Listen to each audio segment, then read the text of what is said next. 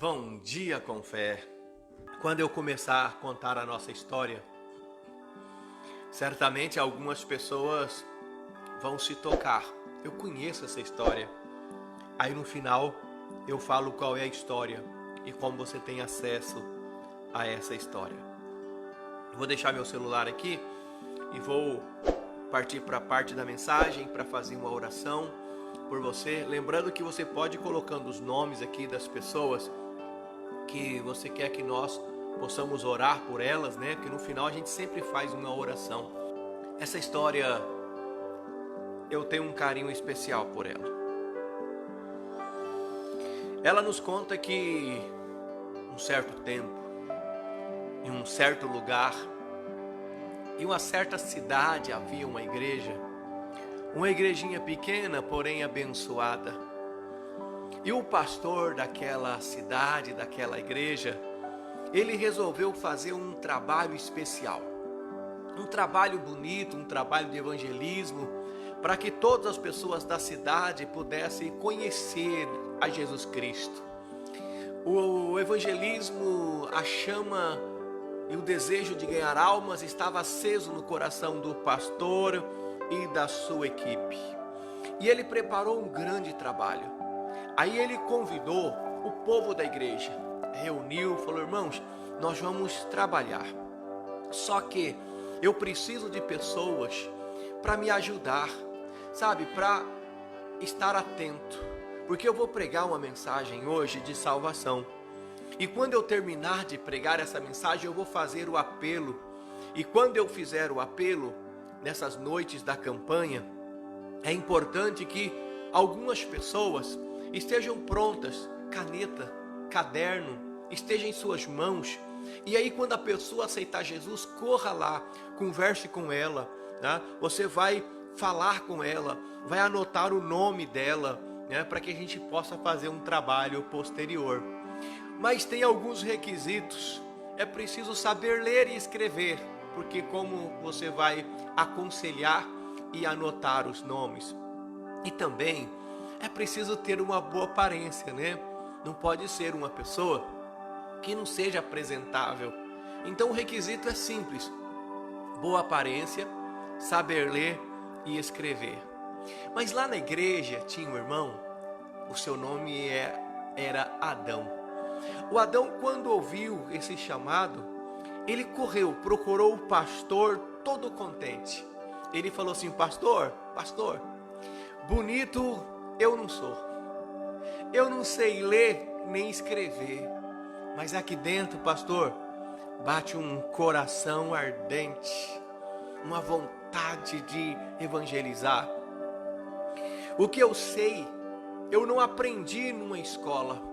Não foi na escola que eu aprendi. Mas eu sei dizer que Jesus é muito bom. Jesus é bom. E que só existe dois caminhos nessa vida. Um é o céu e o outro é a perdição. Isso eu sei, pastor, e eu quero trabalhar. E o pastor disse: mas, pastor, por favor, deixa eu trabalhar. E o pastor, quando percebeu a insistência do irmão Adão, permitiu ele trabalhar. Mas chamou o coordenador, que estaria responsável por todo mundo, e disse assim: preste atenção no irmão Adão. Ele não sabe conversar, ele não tem boa aparência. Não dê ninguém para ele aconselhar. Vai colocando ele de canto aí, para que não espante as pessoas. Aí veio o trabalho daquela igreja, um culto abençoado. E naquela noite, Jesus salvou muita gente. E as pessoas iam aceitando Jesus, levantando a mão, e o coordenador mandava esse, mandava aquele, mandava o outro. E cada um dos conselheiros, das pessoas que estavam para trabalhar, tinha alguém para aconselhar. Cada pessoa. Mas o irmão Adão estava ali ansioso, querendo fazer a obra, querendo trabalhar. Mas o coordenador dava um jeito para ele não se aproximar de ninguém. O irmão Adão, ele desconfiou e ele preparou, elaborou um plano para colocar em prática na outra noite. levantar sua mão, aceitando Jesus, quando alguém levantar as mãos, se manifestar, eu não vou esperar o coordenador, eu vou correndo. Eu quero evangelizar, eu quero aconselhar. Pois veio a outra noite, e na outra noite o pastor pregou bonito. O pastor pregou uma mensagem bonita, uma mensagem linda, trazida da palavra de Deus, carregada de conhecimento e emoção. E no apelo, quando o pastor fez o apelo, o primeiro que levantou a mão, o primeiro que se entregou, o irmão Adão saiu correndo lá do banco, não esperou o coordenador, ele abraçou aquela vida e chorou com ela. Mas o homem que veio à frente, ele era um homem muito importante. Ele era o médico mais famoso daquela cidade. E o irmão Adão, ali do lado dele, abraçado e falando e aconselhando sem parar. E o pastor pensou, agora esse doutor não vai voltar. Logo o doutor, o irmão Adão. Mas na outra noite começou o culto. O pastor começou a pregar, quando de repente aparece na porta da igreja o doutor. E junto com ele havia alguns amigos, médicos, enfermeiros do hospital da cidade. O médico, o doutor, voltou no culto na outra noite, mesmo o irmão Adão tendo abraçado e falado tanto com ele. Aí o pastor pensou, bem que o sermão foi bonito, eu sabia, o sermão foi abençoado. E ele pensou que o doutor tivesse voltado pelo sermão. Mas quando acabou o culto, aí o pastor foi conversar com o doutor e ele disse assim, olha pastor, eu trouxe aqui os meus amigos, eu trouxe aqui alguns amigos do trabalho, e eu trouxe eles para ouvir tudo aquilo que o irmão Adão me disse. Ele não sabia que eu era importante, ele não sabia quem eu era, mas ele me disse coisas que o sermão não me contou. Ele me disse que o diploma não salva pecadores. Não importa quem a gente é, mas que só vai para o céu quem aceitar Jesus Cristo como Salvador. É verdade, a sua fala era cheia de defeitos, mas nos seus olhos tinha o brilho de uma luz. O irmão Adão estava cheio do Espírito Santo e a sua mensagem era só sobre Jesus. E o pastor, quando ouviu aquilo, não julgou mais pela aparência. E o pastor tinha aprendido com alguém, porque Jesus chegou com um jumentinho sem valor em Jerusalém, mas ele era o Senhor e o Rei dos Reis. Essa história do irmão Adão, eu gosto muito dela, me emociona todas as vezes que eu ouço. Ela é uma canção, ela é uma música que depois você pode procurar no YouTube, chama A História do Irmão Adão. Quem canta é o Louvor Rural. E eu acho emocionante, todas as vezes que eu ouço, eu me emociono, e eu quis trazer ela em forma de história hoje para você. A história do irmão Adão. Às vezes, nós achamos que algumas pessoas são mais importantes do que as outras, que essa Deus vai usar, essa aqui Deus pode usar, essa aqui nem tanto. Mas enquanto nós olhamos para a aparência, Deus olha para o coração.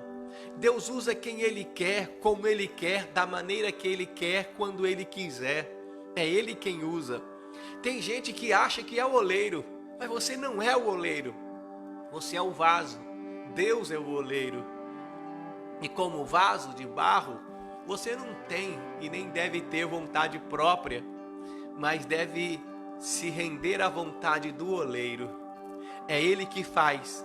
É Ele que refaz quando o vaso está quebrado. Então se coloque nas mãos de Deus e deixe Ele te usar. E saiba que importante no reino de Deus é aquele que Deus usa. Nós temos cargos na igreja. As pessoas geralmente gostam muito do louvor, né? Eu quero participar do louvor. Ele tem um certo destaque, ele tem um certo glamour, cantar é gostoso. Mas a maior função, o maior ministério de um cristão é o de servo. Servir ao Senhor com alegria, independente do lugar em que está. Você foi chamado para ser servo, meu irmão, minha irmã. Seja servo. E no reino de Deus, todos são importantes. Mas todos são importantes no reino de Deus. Algumas pessoas acham que são mais importantes, e eu acho uma analogia maravilhosa na Bíblia quando Paulo compara a igreja com o corpo de uma pessoa, com o corpo humano, e Jesus Cristo é o cabeça. Ele disse: Jesus é o cabeça, nós somos os membros. E para formar um corpo precisa de todos os membros, e cada membro é importante dentro do corpo. Mas alguns membros acham que são mais importantes. Mas todos têm a sua importância, inclusive têm a sua função. Se Jesus é o cabeça, é dele que vem toda a direção. Porque a nossa cabeça está o cérebro. E é do cérebro que parte todas as ordens para todo o corpo.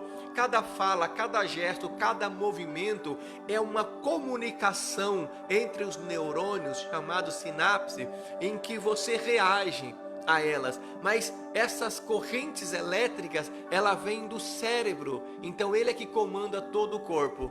Já ouviu falar de morte cerebral? Então o corpo certamente não vai mais existir ou subsistir por algum tempo, mas a pessoa não tem mais vida. Então tudo vem da cabeça, então tudo vem de Jesus, mas nós somos o corpo. Eu vi uma história uma vez que os órgãos do corpo resolveram entrar em greve, porque deixa eu acertar aqui a minha história, eu lembrei dela agora. Na verdade não é isso, não é em greve. Eles queriam eleger entre eles um rei. E começou uma briga. Os olhos falou assim: eu sou mais importante porque eu que vejo tudo. Tudo bem que é o cérebro, mas eu que, se não sou eu, vocês vão ter problema. Então eu quero ser o rei do corpo. Aí eu vi o coração dizendo: tum, tum, tum. Eu devo ser o rei do corpo. Se é para ter um rei, que eu seja eleito, porque eu sou o coração. Se eu parar de bater agora. Mas nessa conversa toda, a boca que não para de falar entrou na briga e falou assim: não. Se for para ter alguém governando, que seja uma rainha. Eu sou a rainha do corpo, disse a boca. A mão que ouviu, percebeu aquilo que a boca havia dito, falou: mas por que você tem que ser a rainha? A boca disse: porque se eu parar de comer, se eu fechar e não abrir mais, o que acontece? Todo o corpo vai perecer, todo o corpo vai morrer. A mão disse assim: olha, escuta aqui, boca, eu também sou importante, eu quero ser a rainha. O braço falou assim: bom, nem a mão nem a boca, porque se a boca precisa comer, a mão tem que levar a comida. E quem é que leva a comida? O braço. Então o braço falou para a boca: eu te meto a mão na boca. E virou uma briga, uma confusão, e todo mundo queria ser o rei ou a rainha do corpo. Quando de repente, lá de baixo, veio uma voz trêmula, cansada, e disse assim: ei, pessoal, vamos parar com essa briga aí. Todo mundo aqui é importante, inclusive eu. Todo mundo olhou para baixo e disse assim: você? Quem estava falando era o intestino grosso. Você não passa de um intestino grosso. Você não tem nem voz aqui. Você acha que você é quem para querer ser o rei aqui no corpo? Se enxerga, olha para você, se põe no seu lugar, recolha-se a sua insignificância. O intestino ficou chateado. Ele falou assim: vocês não podem fazer isso comigo. Ele falou assim: então tá bom, fica discutindo aí quem vai ser o rei, quem vai ser a rainha. Mas tem uma coisa: a partir de hoje, eu não funciono mais enquanto a mão, mas as pernas, estava preocupado com o intestino, problema dele. E continuou a briga, passou um dia, o intestino não funciona e a briga. No segundo dia começaram a ter um pequeno problema, o pessoal começou a ficar enfesado, entendeu? Enfesado. E o intestino não funcionava. De repente, eles perceberam que o corpo estava ficando doente.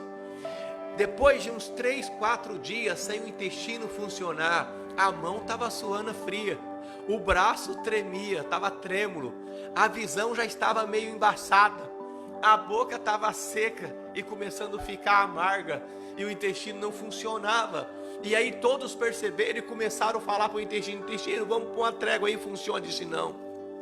Funciona, intestino. Ele falou assim: não, enquanto não parar a briga, funciona, intestino. Até que eles entraram no consenso e falaram assim: olha, o intestino também é importante, cada um é importante no corpo, então não tem rei nem rainha, cada um tem a sua importância. O intestino, que era insignificante aos outros órgãos, voltou a funcionar e todo o corpo respirou aliviado. Nós somos membros do corpo de Cristo e todos têm a sua importância, todos são importantes. Que você saiba da sua importância no reino de Deus. Não basta as pessoas saberem, você precisa saber da sua importância, porque se você não sabe da tua importância, você acha que você é menor do que todo mundo e que você não serve para nada. Você não precisa ser maior do que ninguém, mas precisa ser você. E você precisa estar envolvido neste corpo, e você precisa estar trabalhando. Quando um membro do corpo não trabalha, não faz nada, se eu ficar com o braço paralisado, o que acontece depois de 2 meses, 1 mês com o braço assim, que a gente enfaixa? Tem que fazer fisioterapia, porque ele atrofia.